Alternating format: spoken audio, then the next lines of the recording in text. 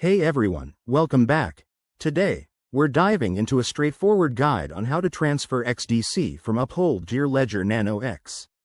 If you're looking to secure your XDC tokens in a hardware wallet for better safety in 2025, you're in the right place. This process is simple, but always double-check everything to avoid any hiccups.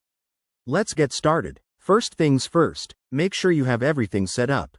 You'll need an Uphold account with XDC in it, a Ledger Nano X device that's already initialized and connected to your computer, and the Ledger Live app installed. If you're missing any of these, pause here and get them ready. It's crucial for a smooth transfer. Step 1. Open your Uphold account and log in securely. Navigate to your portfolio and find the XDC section.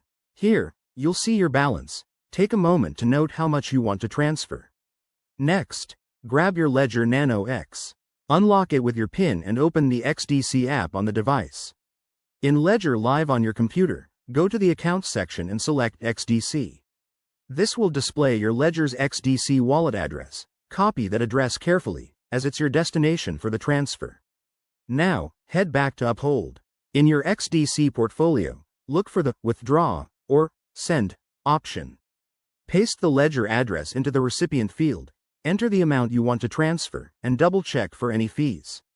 Uphold might charge a small network fee, so keep that in mind to avoid surprises. Hit Confirm on Uphold, and you'll get a confirmation prompt.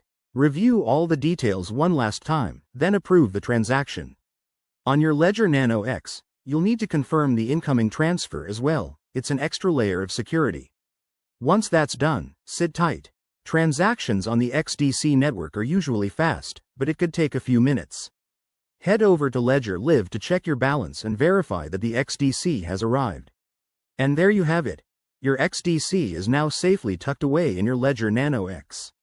Remember, always prioritize security. Use strong passwords, enable two-factor authentication, and never share your private keys.